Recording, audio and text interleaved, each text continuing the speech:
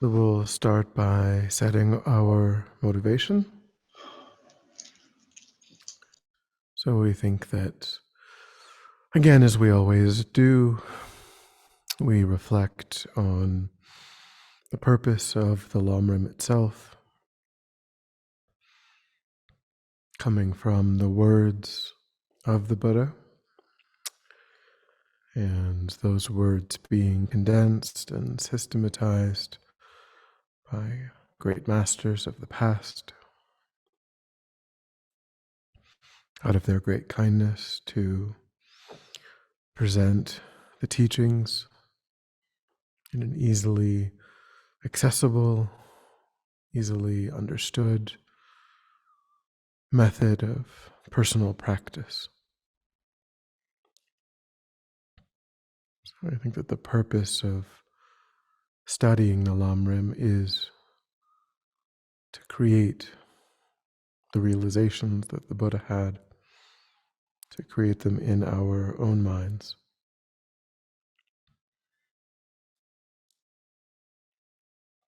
So we develop a mind of confidence, faith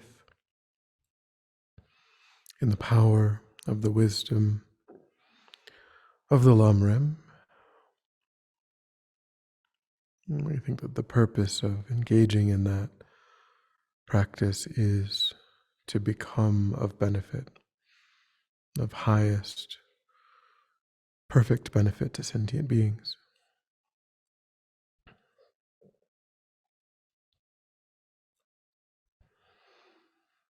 So we take a moment to generate those minds of faith and bodhicitta.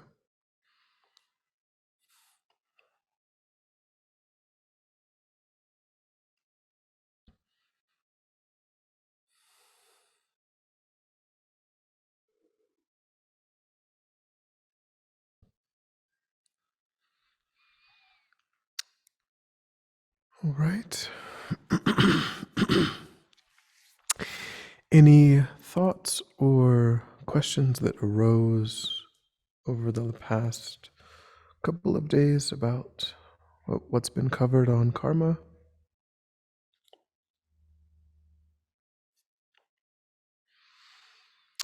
Okay, so we'll begin then with day 172.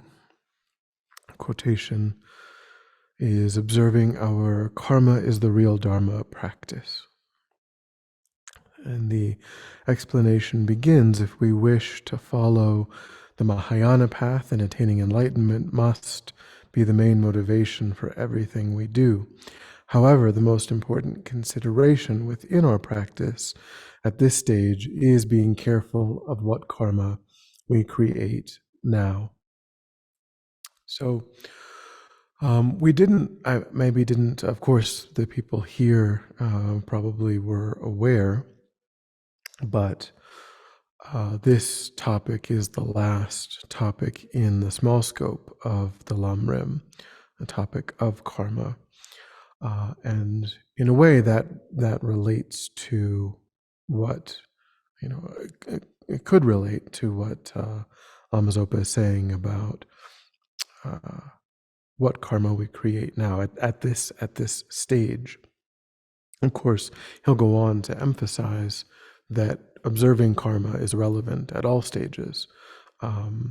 But as a practitioner of the small scope, as someone who's not yet mastered the small scope, the tools that we have are fewer than they would be once we become a genuine practitioner of the middle scope, and then, of course, the great scope.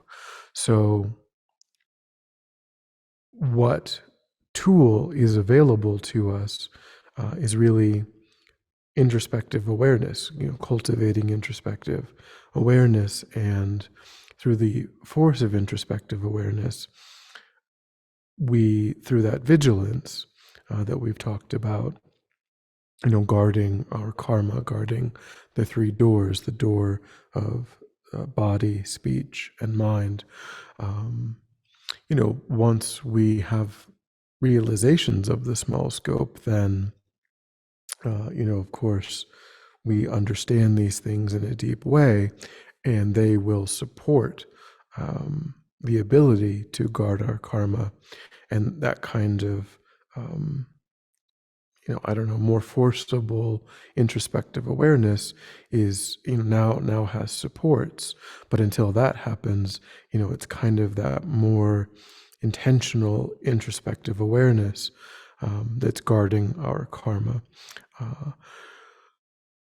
So given that this is the last contemplation on the small scope, of course, the realizations of the small scope, as I alluded to, they will act as a support for the realizations of the middle scope and the great scope. So it isn't as if they are abandoned in favor of something.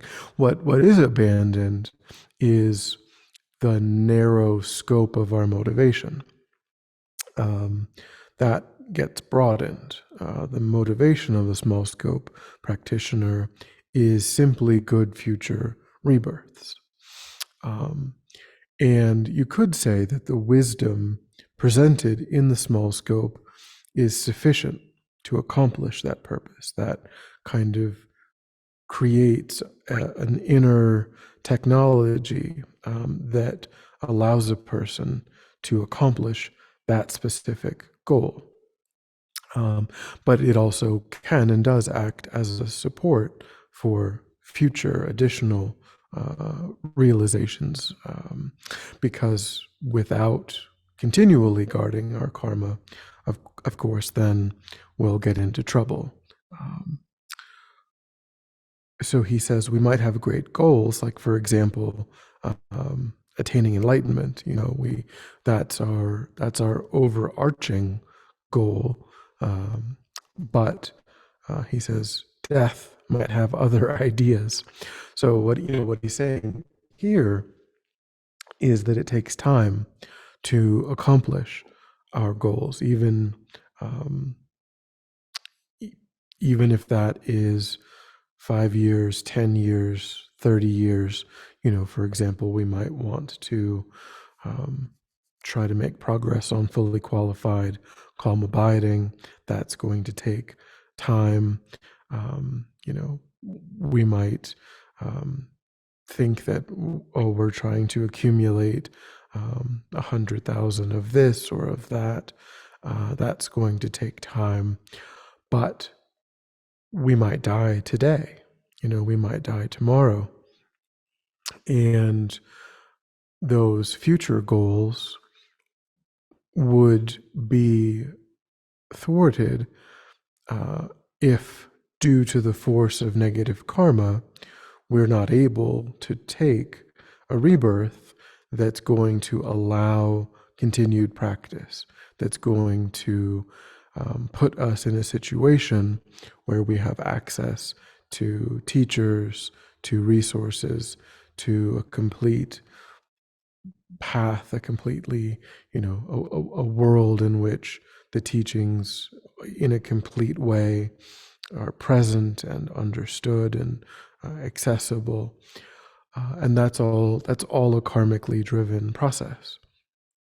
So in that way, that's part of the broadening of the motivation. As we go further down the line, it isn't that good future rebirths become unimportant. They have a different relevance.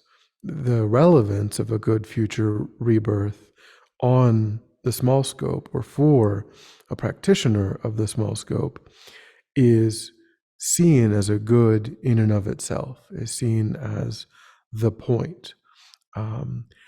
In the later scopes, it's still considered critically important, but the relevance is to provide the ability to engage in these longer term goals, to accumulate the stores of merit and wisdom that bring a person to enlightenment, rather than seeing it as a good in and of itself, rather than seeing it as the point. So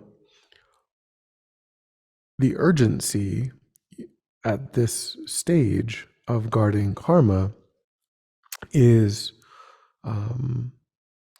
in relation to, not taking rebirth in the lower realms. So here, of course, Lama Zopa is kind of jumping ahead, because in a technical sense, because and he's doing that, I think, because in the Tibetan tradition, it is understood from the beginning that the small scope and the middle scope are paths that practitioners of Tibetan Buddhism relate to the small scope and the middle scope as paths that are held in common with practitioners of the small scope and of the middle scope. So, in a way, then there is one eye always toward the future scopes, while at the same time acknowledging that mastering the small scope and then subsequently the middle scope is what needs to happen. We can think of ourselves as someone engaging in the practices held in common with practitioners of the small scope and practitioners of the middle scope and then practitioners of the great scope. But it's also necessary to understand that the small scope must be internalized. It must be mastered. The middle scope must be internalized. It must be mastered. And until we do that, you could also say that we really kind of are practice, you, in a real way, the insights, the realizations of the small scope are necessary. And we don't have them. So we are genuinely, our focus, our effort, it is on the small scope until those realizations dawn in the mind. And, of course, we may be familiarizing our mind also with other scopes, it's not, but really, until we've accomplished the small scope, we won't accomplish the middle scope. And until we accomplish the middle scope and the small scope, we won't accomplish the great scope. But it isn't the case that we are meant in any way to think of what would be the motivation of a quote unquote practitioner as being our motivation. We're never meant to really take that as our motivation. So it's kind of, I hope that's clear, in the way that, so, he's pointing out that it's simultaneously true that we have aspirations beyond the small scope, but that all of our experiences are karmically driven, and so guarding our karma is a big piece of the puzzle, in order to allow those aspirations to come to fruition. He says each step we take on the path to enlightenment starts with our being aware of every action we do, and thus being able to avoid all negative, harmful actions and practice all positive actions. He says this is called observing karma.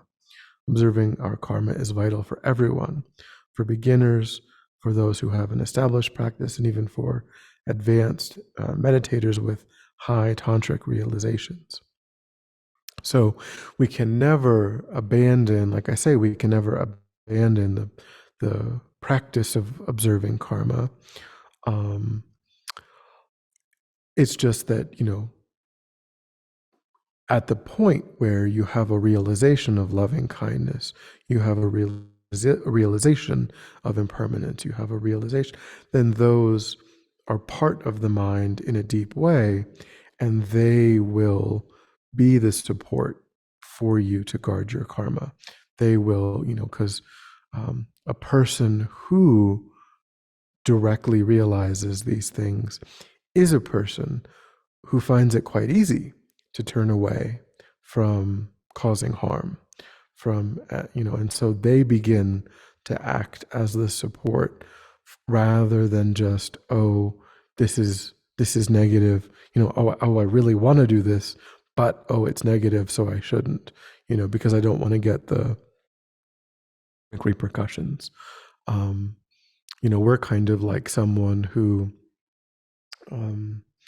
maybe struggles with, in a way, like in people in their 20s, when they're like kind of partying a lot, and, they that impulse, is really strongly there because it seems so pleasurable. It seems so, and that's kind of like where we are. That kind of person has to be like, well, but I get hangovers, I don't feel good, I get into bad situations, it's I've said dumb things, I've done dumb things that have kind of harmed so maybe I need to, even though, yeah, there's this impulse, I have this awareness of these other consequences, and so that's going to help me, whereas, you know when you realize that impulse itself isn't genuine happiness, when it doesn't lead, then you don't really struggle. When you have that kind of realization that what you thought, the partying, the so on, when you were mistaken about how you conceived of that as something to be interested in, as something to pursue, and then you can give up this process of thinking about, oh, well, there'll be this consequence and that consequence, because the whole idea is silly to you at that point.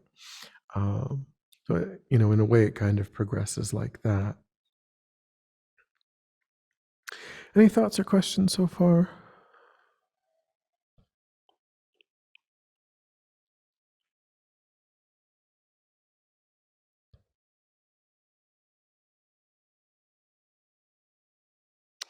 So he says, even if we only take refuge, of course, that being the previous topic that we covered, and don't observe our karma, even if we have complete faith and devotion in the three rare sublime ones, the Buddha, the Dharma, and the Arya Sangha, we cannot be guided by them because we don't have the necessary tools. We are like a thief who stands in front of a judge. We take refuge in the judge, pleading with them not to punish us and swearing we'll never do it again. Maybe the judge believes us and sets us free, but once outside, we immediately steal something and get caught. Freedom from punishment is not up to the judge. It only comes from giving up stealing. Similarly, refuge in Buddha, Dharma, and Sangha is a vital part of following the Buddhist path, but freedom from suffering, and in particular, rebirth in the lower realms, all comes down to following the law of karma. So, it is true that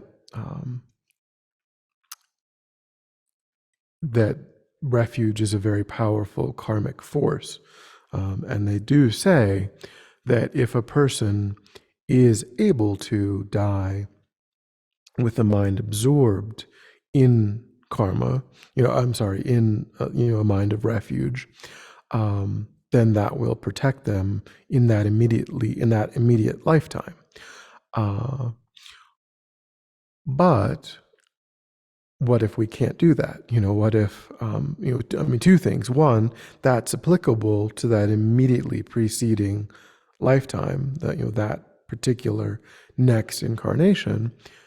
but only that particular next incarnation. And two, what if we can't? What if the pain is too great, the fear is too great, we're too distracted to really be absorbed in a mind of refuge?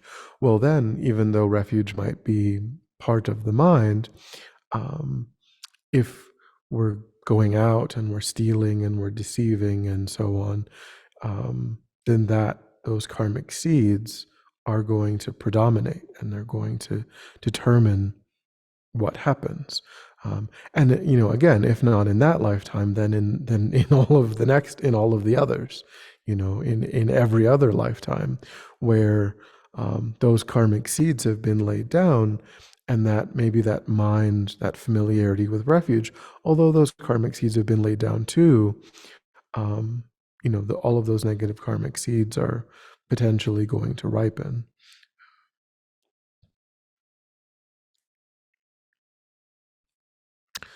Okay, so now in day 173, Lama Zopa is talking about the ripening of karma and how we mistake, the most immediate, that the external event, we mistake that as the primary cause of our happiness or our suffering.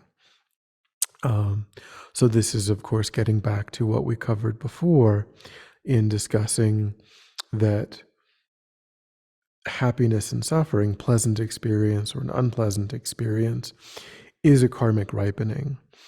It's a karmic ripening of a like karmic seed. Whereas, and in a real way, in my mind, this gets back to the Four Noble Truths, the truth of true suffering, and so on. Because for an ordinary person, they look at the world and they hold the view that amassing status and wealth and reputation and comfort is the thing to do, is real happiness, and really can provide real happiness and can protect from suffering in a real way. And for an Arya being, and for maybe a really serious practitioner even, amassing the karmic causes is the point, is the goal. The genuine karmic causes of happiness and the karmic causes of freedom from suffering, because these individual external ripenings are simply an expression of that karmic process. And so we might be causing a whole bunch of karmic seeds to ripen, through various cooperative causes and conditions. But the real question is, what do we want to get more of? And how do we do that? From the Buddhist perspective, we want more of positive experiences, beneficial, supportive experiences.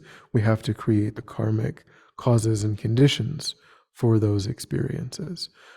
They're not the result of applying ourselves in our careers or in school, or that is a cooperative cause and condition that might activate a previous karmic seed from a previous lifetime that can perhaps ripen for a time as access to resources and access to, etc. But it isn't helping us to actually get more of that in the future. He says, no matter how terrible it may be, no matter how inexplicable, external factors are never the main cause. The main cause is within our own mind, and the external problem we are facing is only a secondary condition. The same thing could be said, the external pleasant experience is only a secondary condition.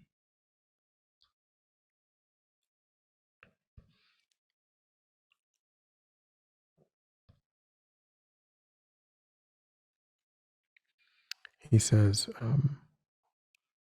external factors cannot cover everything. There are internal factors at play that are far more important. A person might have all these external factors and might even have great success for a period of time, but without positive karma, there'll be obstacles, and sooner or later, their business will fail. They have simply not created the positive karma to clear obstacles and ensure continued success. Manipulating the external situation is not the real reason for success. The real answer is karma. Instead of redecorating or changing the staff, the new owner of the restaurant should change their morality. By abandoning non-virtuous actions, they will have success in the future. External factors are merely conditions. Changing the mind is the first answer. So there might be a politician who's experiencing this in my mind. That could be happening. So we can see examples, where people, examples in business and, so on, where, or politics, or, people, though they might seem like they don't have good ethics, and, they might get some sort of temporary windfall. Things might seem to come together for them. They might get elected. They might get a certain amount, but then, and of course we don't always see that playing out within a single lifetime. Certainly, there are people who die continually having experienced, even though they could be observed to be engaging in non-virtue, because there were very, very powerful seeds from past lives that persisted over the course of a whole lifetime. That's certainly something that we could observe as well.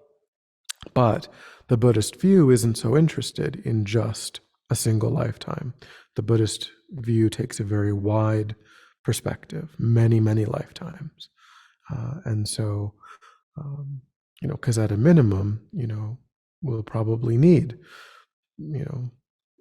several, a dozen, 14 lifetimes even for, Tantra and so on, unless we're incredibly lucky.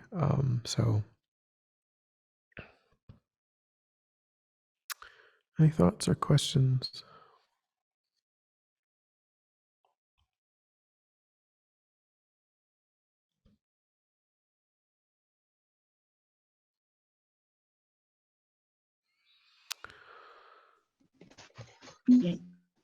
I do have a question regarding a conversation that Cameron and I were having in regards to, I think, the discussion last time. And my question is it purely intention? I think about the in Tibet, where a large percent of the population is number one, of course, Buddhist, but number two are nomadic herders of animals who live primarily off of the animals that they have, so that someone has to kill those animals. And how is it that they, I understand that's the only option they have. I mean, it's either that or not live there. But is there, because of that, does that somehow ameliorate the killing karma? Yeah, so certainly killing karma exists on a spectrum. And so for one, of course, the Buddha's observation is that it's inherently less negative if it is not a human. So it's inherently more negative if it is a human. So that's one factor. And then, of course, with regard to, with regard to either, the person could either be killing out of, a sense, taking delight in it, um, doing it in a slow, cruel fashion, doing it simply, and then or doing it for sport, doing it for fun, and just sort of leaving the corpse or taking, some sort of trophy. Um, all of those factors would have a role to play, and likewise, as you're saying, if a person recognizes, I will die if I don't, then that also plays a role, that eliminates that sense of taking joy, taking pleasure, um, and then, of course, if prayers are done after the fact, if it's done with a sense of regret, um, and if it's also, if there's an intent to, they, oftentimes they'll try when possible to to utilize animals that die of natural causes when possible, as well. And then it it's also the case that karma and morality are different. And so there is a system in Tibet where you might say the morality is not different, but where not non-Buddhists or people who don't hold the vow of non-killing are generally the ones who engage in the industry of killing. Um, and so, in that sense, the animal still dies, but the person engaging in the act, oftentimes, of course, as you're saying, they might not be able to do that always, but in the cities, in the places where they're, when they're not separated, when they're not isolated, and could be that they bring cured meats with them, when they are traveling and things of that sort. Um, so there has arisen a method whereby the people holding the vow aren't necessarily always or most often the ones engaging in the act. And for the karma of killing, rather than, you could say, the morality of killing to attach to the mind, you do actually have to do the killing. Um, if you are simply aware, because in a way it's similar to a person going to the grocery store. They didn't, we can't call that the karma of killing. There may be some non-virtue involved, but it's not possible to call that, from the Buddhist perspective, not possible to call that the karma of killing. When you support the industry of killing, it is the person in the slaughterhouse who creates the karma of killing, and only that person, because they are the ones who observe a living being. They are the ones who develop the intention to take the life of that living being, and they are the ones who engage in the action. And you could say all of us in civil society, all people in civil society who purchase that product, um, quote unquote, benefit from that system. Um, and that's true in every society. That's true and so there are Buddhists in America who are also similarly escaping that karma because they didn't do it, even though they support the industry in which it is occurring. Um, so,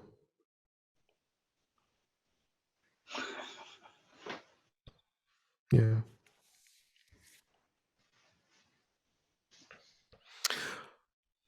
Yeah. So, but for if a Buddhist, to answer, it is, I'm sure it is true, of course, worldwide, that people who consider themselves to be Buddhist are taking the lives of animals, um, directly, observing a living being, developing the intention to take its life, and then doing it. But of course, there are also Buddhists that are lying, that are, you know, I mean, all of the negative karmas, Buddhists are engaging in.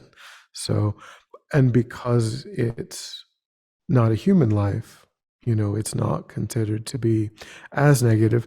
And hopefully, in that situation, they're doing everything possible to make the best of a bad situation, of a not great situation, by feeling a sense of regret, by engaging in prayers and practices to benefit the mind of that sentient being that they've liberated from its body. Um, and hopefully they are only doing it to preserve their life and not out of a sense of, just attachment to the sense pleasure. Um, but yeah, Buddhists are just like every other members of every other religion, in that they're all falling short of the ideal, ethical guidelines. And then, of course, you have purification. When you do fall short, with respect to any of this, with respect to being deceptive, etc., um, under the influence of a negative impulse, you hopefully would purify that negative karma. You would understand that the Buddha doesn't give a special dispensation, for any act of killing, um, and so you would, um, but it's true that if a person's on the path and they're doing it to sustain their life, what the universe really requires is enlightened beings, and they've taken the life of a being that can't achieve enlightenment in order to help create the causes and conditions for a being that can achieve enlightenment. And, um, on balance, there's a net benefit to the universe in that scenario, again, provided that it's truly unavoidably necessary. Thank you.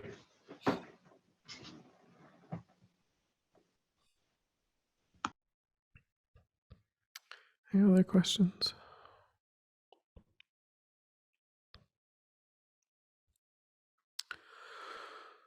Okay, so day 174, Lama Yeshe says the laws of karma function whether we believe in them or not. So that's the kind of point of this contemplation, is to point out that the law of karma, the law of cause and effect, is not something that the Buddha fabricated. It isn't something that's designed to just sort of help social harmony. It doesn't have anything to do with, responsibilities or rights in civil society. It has to do with the functioning of reality, the movement of, you could say, the movement of energy through a system. The system being reality as a whole, and the energy being the mind. How the mind moves through reality is governed by the laws of cause and effect, just like the motion of the stars and the planets are governed by the laws of physics. The laws of physics are not, a made up way of just sort of thinking about something.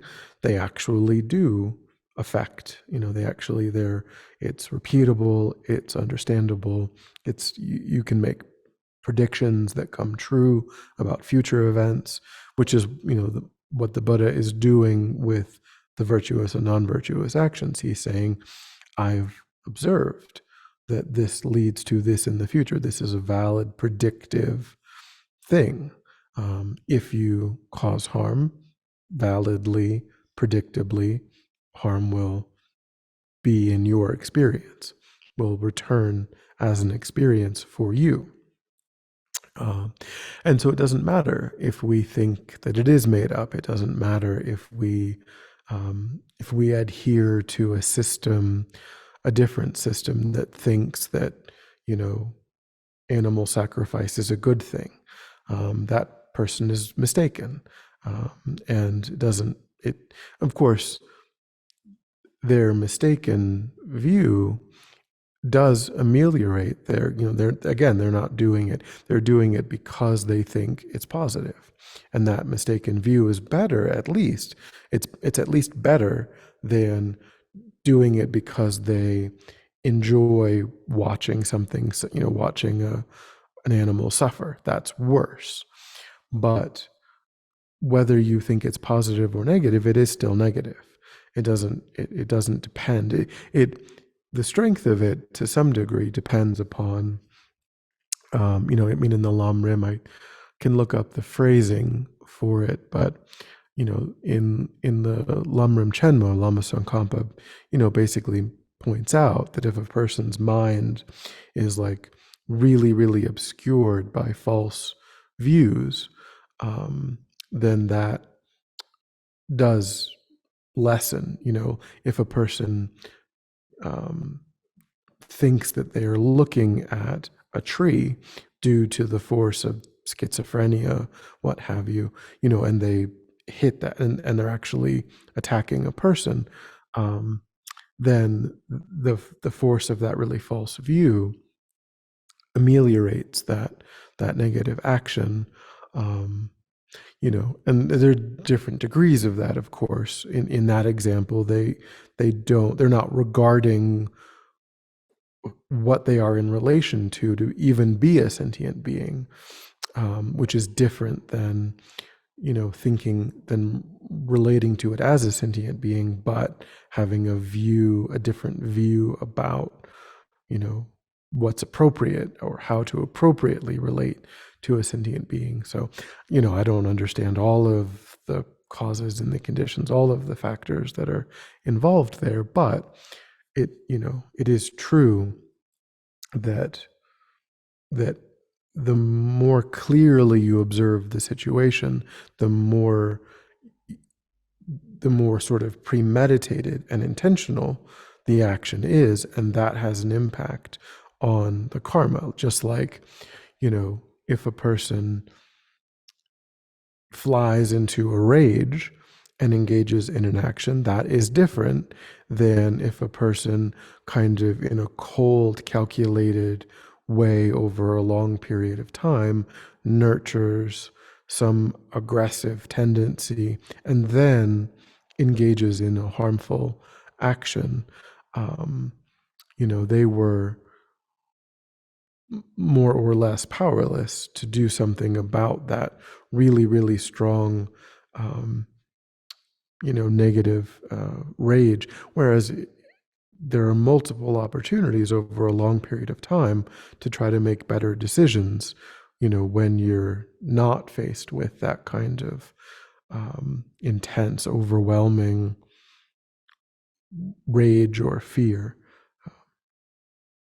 So all sentient beings experience the result of karma, irrespective of whether they, you know, have decided that they're going to be bound by karma.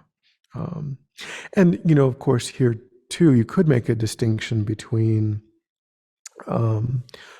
something that's naturally negative versus something that's negative by prescription. So there's nothing naturally negative about singing or dancing, for example. But if a person has taken the 8 Mahayana precepts on a holy day, they are agreeing to be bound by the precept of not singing and dancing. And if they then sing and dance, it isn't really the singing and the dancing, it's the fact that they had agreed voluntarily to be bound by that constraint.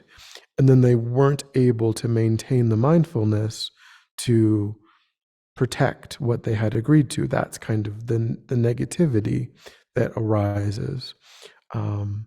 It's in relation to only the fact that a vow was voluntarily engaged in. And of course, you make a mistake like that, and then you purify it. You don't freak out. You purify it. But there are things, but as opposed to killing, which the Buddha presents as naturally negative, there are no circumstances under which it's worse. It's worse for a person who has taken a vow not to kill. They've now compounded that because they've agreed to not kill. They've taken a vow. They've said, "I will abstain from killing," and now they're breaking that vow. So that's worse.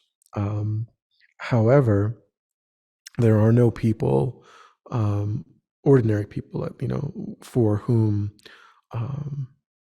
an act of killing isn't going to lay down a negative karmic seed in the mind. It's just not as bad for a person who never agreed not to kill. For that person, there's negativity, but it's not compounded by the breaking of a vow.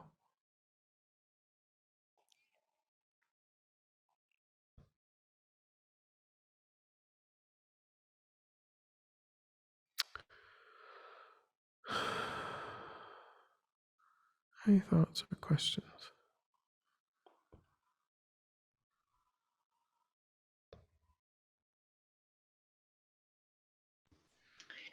Venerable, I don't want to discourage myself in this lifetime. It just seems as though there's so much killing karma that feeds on itself.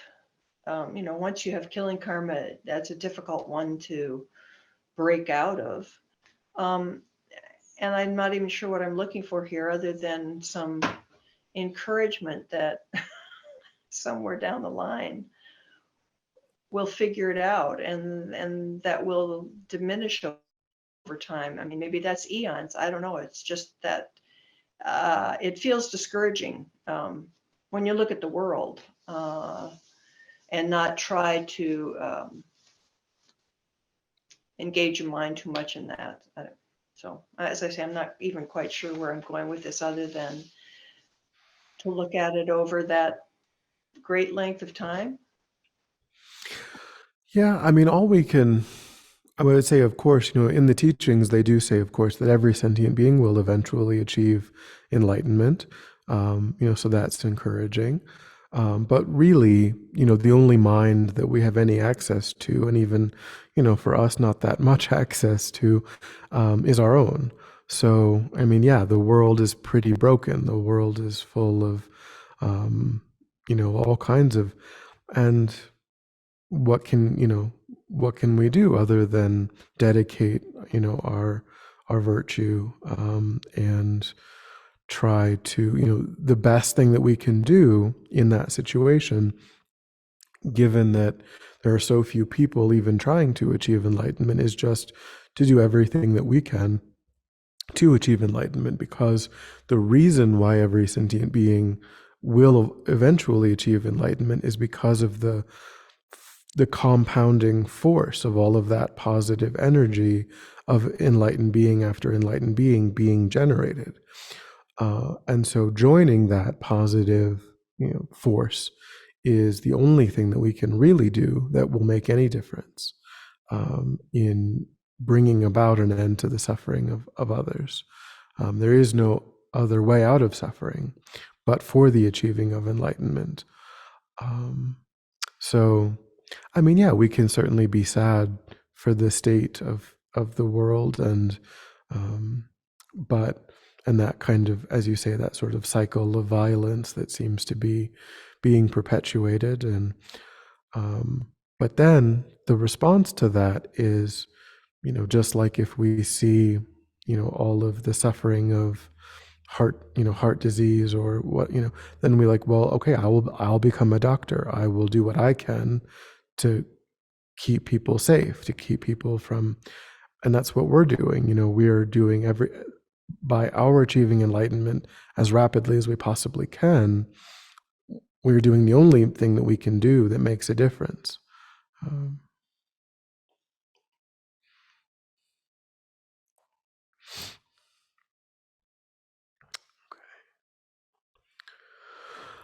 I think that might be enough for today. It was a lot of topics.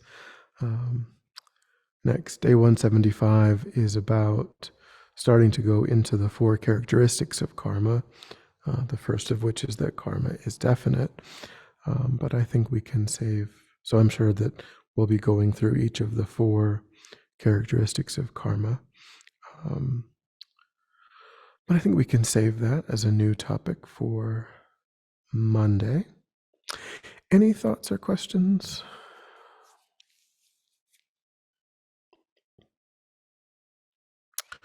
All right, so we'll end with our dedication. So as we do, bring to mind your motivation and recognize that your virtuous motivation was actualized by listening, participating, thinking of ways in which you can bring this wisdom into your life. And that created positive energy. And that positive energy, when it ripens, will ripen in beneficial ways. And we want to direct that ripening into the most useful positive ways, not just sort of random positivity, but positivity that's particularly meaningful, spiritually meaningful. So think of what that means to you and dedicate it in spiritually meaningful ways.